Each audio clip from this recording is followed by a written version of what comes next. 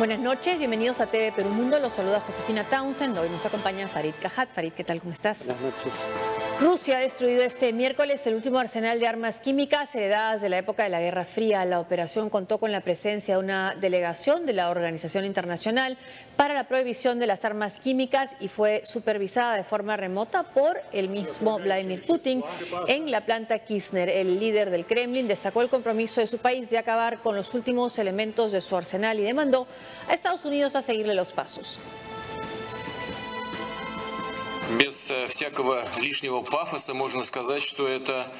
Este es un evento verdaderamente histórico, teniendo en cuenta los arsenales de armas químicas que heredamos de los tiempos soviéticos, con los que se habría podido destruir varias veces toda la vida de la Tierra.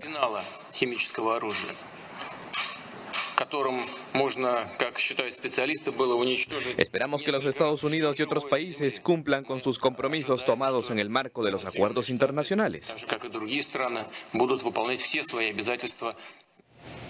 Bueno, cuando se refiere a otros países que espera que cumplan con esos compromisos, esperemos que se refiera también a su aliado Bashar al-Assad. Sí, que habría aparentemente entregado todos sus arsenales de armas químicas, pero a juzgar por un informe de Naciones Unidas, ha seguido usando ese tipo de armas. Claro, digamos, además, los países con armas nucleares, que también tienen bajo el Tratado de No Proliferación Nuclear una obligación de deshacerse de ellas, solo que no se establece plazo, y cuando no hay plazo, pues nunca estás en cumplimiento formalmente, pero los países con armas nucleares en general son partidarios de que se avance en el desmantelamiento de arsenales de armas químicas, porque son el método de disuasión que pueden utilizar en un enfrentamiento con ellos los países que no tienen armas nucleares. Siria, por ejemplo, adquirió sus arsenales de armas químicas no en previsión de una guerra civil, sino en previsión de una guerra con Israel, un país que tiene armas nucleares. Estados Unidos ha destruido la mayor parte de su arsenal, pero es cierto que no ha terminado con el proceso en los plazos que el mismo país había establecido para sí mismo, ¿no? Pero queda un porcentaje menor, ¿no? Queda un porcentaje menor. De un 90% ya destruido, sí. ¿no? Sí, el otro tema acá es que la Agencia Internacional para la Prohibición de Armas Químicas verifica el desmantelamiento de las armas que el país declara, pero no tiene cómo saber si el país ha declarado el total de sus existencias. ¿Cuál es el arma química más común que se ha usado? Bueno, no se usan cloro, el gas mostaza en décadas anteriores. El tema es que ya hay prohibición de su uso desde hace mucho tiempo. Pero aún así lo usó. Ha sido esporádico. Claro, el cloro es lo que más se ha usado en la guerra de Siria, no solo por parte del régimen, pero en mayor proporción por parte del régimen. El presidente de Estados Unidos, Donald Trump, cumplió hoy con una de sus principales promesas de campaña. Lanzó una reforma fiscal con rebajas de impuestos en empresas. Desde Indianápolis, Trump aseguró que su proyecto se centra en los trabajadores y en los empleos. Donald Trump ha anunciado este miércoles la reforma tributaria más grande en 3 décadas realizada en los Estados Unidos. Esta incluirá recortes de impuestos a la mayoría de ciudadanos del país norteamericano. Nuestro país y nuestra economía no pueden despegar como deberían si no reformamos drásticamente el anticuado, complejo y extremadamente oneroso código tributario. Es una reliquia, debemos cambiarla. Tenemos que competir y competir con otros países. Sin embargo, los críticos demócratas aseguran que esta reforma favorece a los ricos y a las grandes empresas y podría agregar billones de dólares al déficit, aunque el presidente ha respondido a estos cuestionamientos. Nuestro marco incluye el compromiso explícito de que la reforma tributaria protegerá a los hogares de bajos y medianos ingresos, no a los ricos y bien conectados. Pueden llamarme lo que quieran, pero no ayudarán. Estoy haciendo lo correcto y no es bueno para mí, créanme. El presidente de la Cámara de Representantes, Paul Ryan, señaló que este plan es pro crecimiento y pro familia. Según la reforma anunciada por el presidente Trump en Indianápolis, la tasa máxima para individuos bajará de 39,6% a 35%, mientras que para empresas bajará de 35% a 20%. Por otro lado, la reforma de salud seguirá a la espera luego del revés que sufrió en la víspera. El presidente Donald Trump aseguró que está trabajando en una orden ejecutiva para ampliar el acceso al seguro de salud y negociará con los demócratas para alcanzar una solución legislativa el próximo año. En este contexto, el líder republicano expresó su molestia con su secretario de Salud, Tom Price, por usar aviones privados en 24 vuelos con gastos superiores a $300.000, según denunció el portal político, mientras que un vuelo comercial puede costar menos de $1.000 y uno ferroviario se valoriza por debajo de los $100. Bueno, ya lo que decíamos viendo la nota, algo tiene que pasar el Congreso, alguna promesa de campaña tiene que ser aprobada y poder ejecutar Donald Trump, porque hasta ahora no se veía ningún resultado. Esto sí puede llamar la atención porque se esperaba que fuera un recorte de impuestos a los más ricos. A las empresas sí, pero en el caso de los individuos no está siendo así. No, digamos, yo creo que esta va a ser la primera gran iniciativa de Donald Trump que sí va a ser aprobada por el Congreso. O sea, cuando menos va a poder decir, bueno, todavía está por verse si es cierto, en una de esas tampoco le aprueban esto, pero mi presunción es que basado en las posiciones históricas de ambos partidos y sobre todo del Partido Republicano, ese es el tipo de medidas que los republicanos han propuesto cuando menos desde Ronald Reagan en la década del 80. Pero van a decirle cómo lo financiamos, cómo lo pagamos. El tema ahí es que hay un debate desde la época de Reagan que creo los republicanos han perdido en el ámbito académico, pero que es un debate como el del cambio climático que todavía continúa en los medios. En el ámbito académico ya se zanjó la discusión sobre si hay o no calentamiento global o cambio climático promovido por la industria humana, pero en los medios uno creería, y a nivel de opinión pública, que ese no es el caso. Acá, ¿cuál es el argumento? El argumento es, reduces impuestos, es lo que llaman supply side economics en Estados Unidos. Reduces impuestos, la gente tiene por ende más dinero en el bolsillo, con ese dinero puede hacer generalmente una de dos cosas en lo esencial, o consumir más y entonces va a haber más demanda, lo cual ayuda a las ventas de las empresas, o en su defecto se utiliza para invertir, lo cual crea capacidad instalada para satisfacer esa demanda. Entonces la idea es que el crecimiento económico que genera la demanda e inversión adicional producto de la disminución de los impuestos va a hacer que se cobre menores tasas, pero sobre una economía más grande, y eso compensa el efecto de la reducción de tasas. Vas a cobrar igual o más en impuestos con menores tasas porque va a haber una economía más grande a la cual gravar.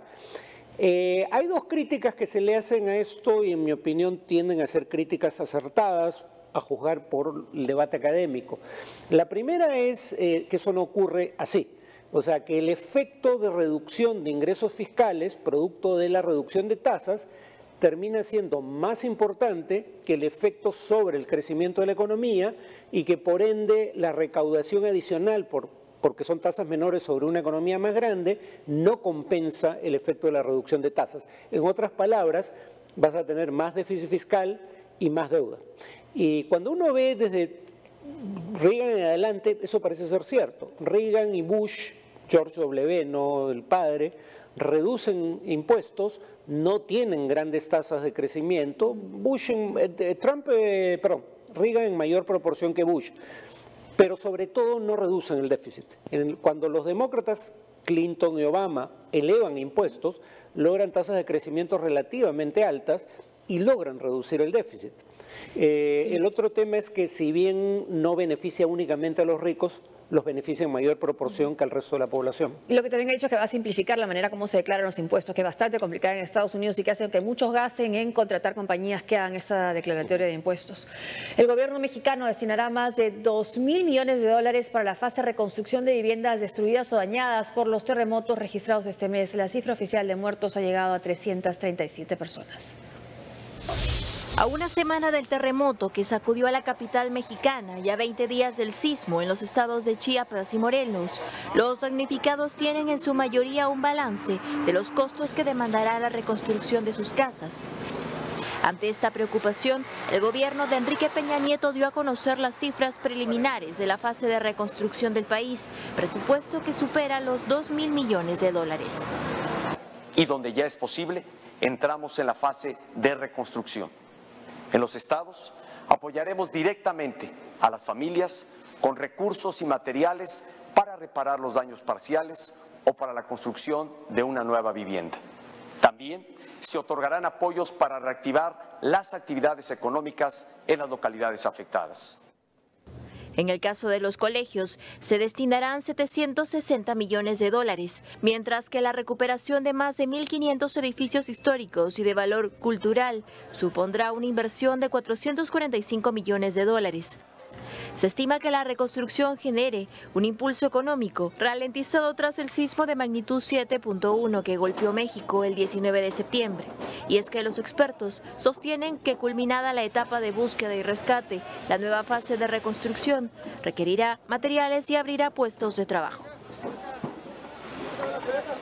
Más de 60 sacerdotes de la Curia Romana acusaron al Papa Francisco de cometer 7 herejías en referencia a las reformas emprendidas durante su pontificado. Además, la Santa Sede publicó un comunicado en el que aclara la salida del auditor Libero Milone, ocurrida en junio pasado, presuntamente incriminado por un caso de espionaje. El Papa Francisco es blanco de una guerra declarada por los sectores más ultraconservadores de la Curia Romana, hostiles a las reformas y posturas sostenidas por el sumo pontífice desde el 2013. Según la revista italiana Il Messaggero, el líder de la Iglesia Católica fue acusado de cometer 7 herejías, de acuerdo a un pronunciamiento suscrito por 62 sacerdotes. Esto en referencia a su apertura a la comulgación de los divorciados y la aceptación de las personas homosexuales, entre otros puntos. Esta acusación surgió tras la salida del ex auditor Libero Milone, designado por el Papa Francisco para la reforma financiera en la Santa Sede e implicado en un presunto caso de espionaje sobre la vida privada de autoridades eclesiásticas.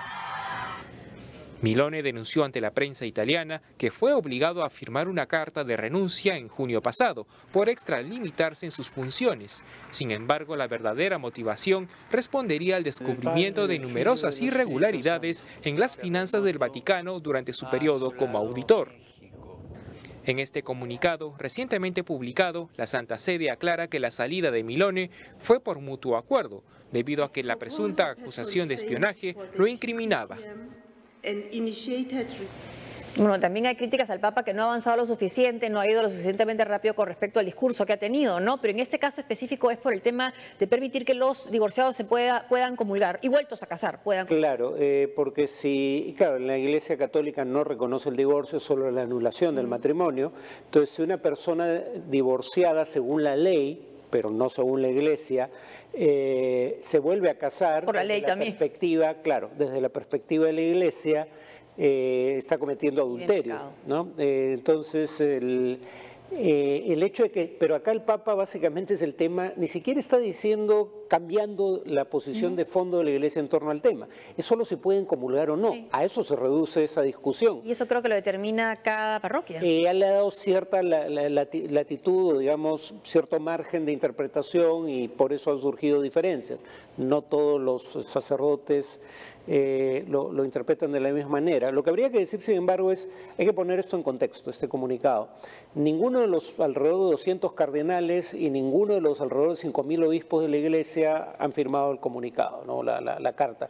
Y en segundo lugar la firma gente que ya no es parte de la Iglesia Católica, los que siguieron a Monseñor Lefebvre, el grupo que sigue autodenominado Santo Pío X. Entonces la pregunta es ¿por qué siguen remitiéndole cartas al Papa como si fueran parte de su feligresía, cuando no lo son? Ayer hablamos sobre la diplomática saharaui, una ciudadana saharaui que estaba en el aeropuerto Jorge Chávez en una situación que ella se presentaba como embajadora de esa República Saharaui, pero no es reconocida por nuestro país como tal. Entonces hay un comunicado del Ministerio de Relaciones Exteriores con relación a este caso. La ciudadana española, le dicen, por resolución de la Superintendencia Nacional de Migraciones, se estableció el impedimento de ingreso del Perú a la señora Zidane. Sidamet por haber infringido su calidad migratoria de turista durante su reciente estadía en nuestro país. Permanece voluntariamente en el aeropuerto, se rehúsa a reembarcarse a su país de origen y no aceptó la facilidad de la Superintendencia Nacional de Migraciones. Se debe precisar que las relaciones diplomáticas con esta República Árabe Saharaui Democrática, RAS, están suspendidas desde el 96 y que el gobierno peruano nuestro no reconoce el ejercicio oficial de representación. El gobierno peruano no está considerando el restablecimiento de estas relaciones y finalmente, en cumplimiento, las autoridades migratorias han respetado los derechos de la señora que está asistida por el Servicio Consular de España y en cumplimiento de las normas migratorias peruanas corresponde el inmediato retorno de la señora El Motar Sidamet a España. ¿Esto qué significaría? ¿Que la van a deportar? ¿Cuál sería la figura?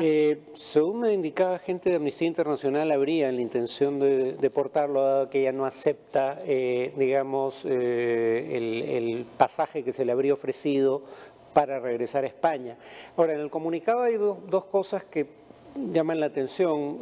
Una es, nunca se explicó y tampoco se explica en el comunicado por qué se suspenden en el año 96 las relaciones diplomáticas.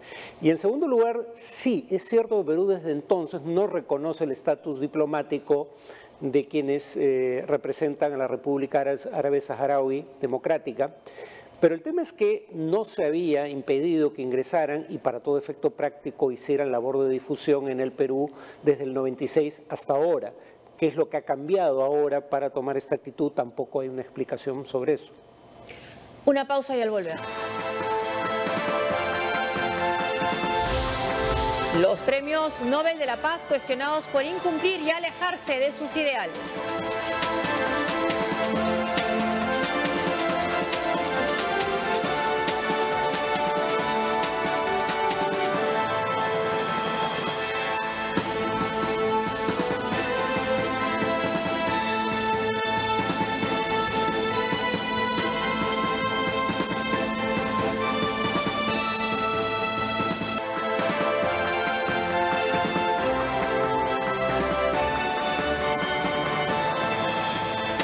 La próxima semana se anunciarán a los ganadores de los premios Nobel en sus 6 categorías. Un interés especial despierta la selección para el Nobel de la Paz.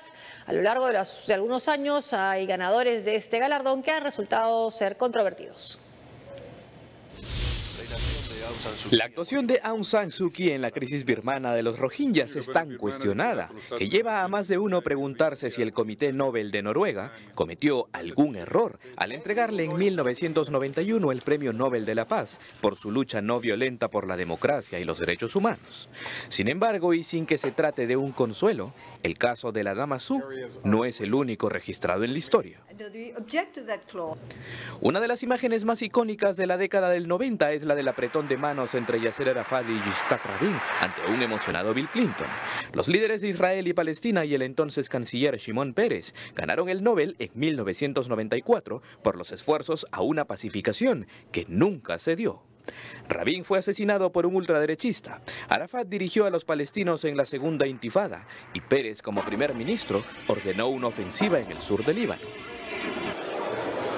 Algo similar ocurrió con el líder soviético Mikhail Gorbachev, quien obtuvo el galardón en 1990 por terminar pacíficamente con la Guerra Fría, aunque un año después envió tanques en un operativo que tenía como misión detener la independencia de los países bálticos. El más reciente quizá es el de Barack Obama, quien obtuvo el Nobel de la Paz en 2009 al inicio de su administración, aunque BBC recordó que fue el primer presidente de los Estados Unidos en pasar sus 2 periodos completos en guerra, recordando que no fue el caso ni de Franklin Roosevelt, quien solo tuvo hostilidades en 4 de 12 años de gestión. En el Comité Nobel de Noruega la filosofía es que el premio sigue siendo una fuerza para el bien, a pesar de que algunos se queden atrás en sus ideales. Solo queda esperar y ver quién será el elegido el próximo 6 de octubre. Bueno, como comentábamos viendo la nota, no se pueden adelantar al futuro tampoco, no sabían que Aung San Suu Kyi iba a reaccionar de esta manera, sí, ¿no? En el caso de Aung San Suu Kyi no tenían cómo saber qué iba a ser décadas después de recibir el premio. En todo caso, el problema sí está en que el premio no pudo ser retirado, cosa que correspondería hacer.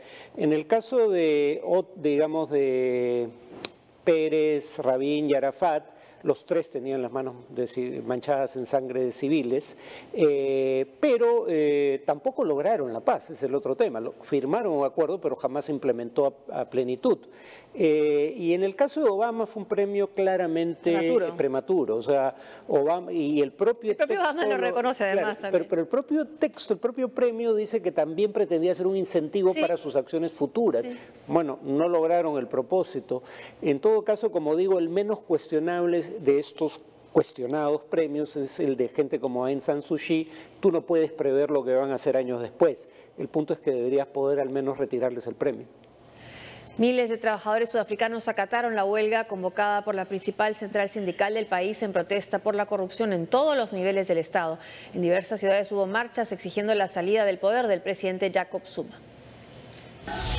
Hastiados de la corrupción, miles de sudafricanos marcharon este miércoles por distintas ciudades del país para exigir la renuncia del gobierno del presidente Jacob Zuma.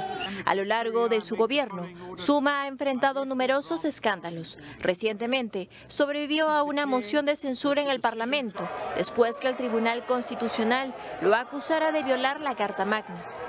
Con banderas en mano y entonando cánticos de protestas, los manifestantes denunciaron también los negocios turbios cometidos por empresas Gupta, una familia acaudalada acusada el año pasado de influir en las políticas de Zuma.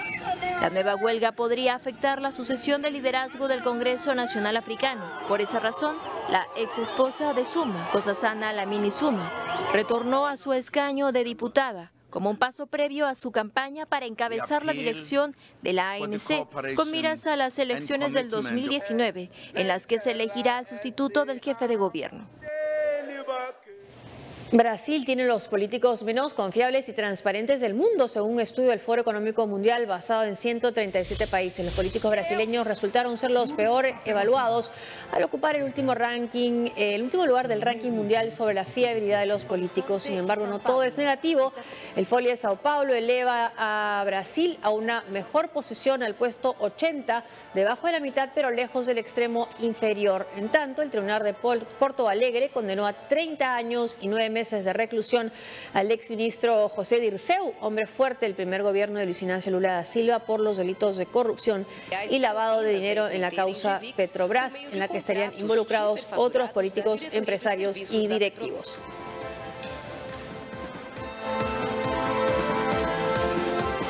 Bueno, también para ser justo con Brasil, ha sido el país donde han comenzado más temprano las investigaciones por Lavallato y Odebrecht, entonces es más, digamos, realista pensar que la gente tiene esta impresión de los políticos. Pero además en Brasil se da la confluencia de la mayor recesión desde la Gran Depresión, por un lado, y por otro lado, el mayor escándalo de corrupción probablemente de la historia republicana. Claro, hace 100 años no había investigaciones tipo Lavallato, probablemente había robos similares, pero no se destapaban. Ahora, 137, pero el mundo, la ONU tiene, si no me equivoco, 196 miembros. No están todos los países del mundo en este ranking, entonces es último en el ranking, no último en el mundo, pero eso ya es bastante malo. Y generalmente los países con políticos poco confiables o corruptos, porque habitualmente las dos cosas son sinónimos, son países con mala calidad de instituciones. Los países latinoamericanos, y no solo Brasil, tenemos la desgracia de que estamos bastante mejor en estabilidad macroeconómica que en capacidad institucional. Pero también pensar que, y esto creo que es alentador, que las instituciones están funcionando también en Brasil. Está la prensa, que ha seguido de cerca estas denuncias, está el Poder Judicial también, que las ha formulado, y hay políticos honestos en América Latina y en el mundo, y en especial en Brasil. Recordar, por ejemplo, que le hemos hecho acá antes la figura de Ulises Guimaraes, el señor Directas, que luchó por la democracia en su país y lo hizo de manera honesta. Ya terminamos el programa. Hasta aquí la información internacional. Muchas gracias por acompañarnos. No se olviden de la Teletón, faltan 9 días. Gracias, Farid. Buenas noches, hasta mañana.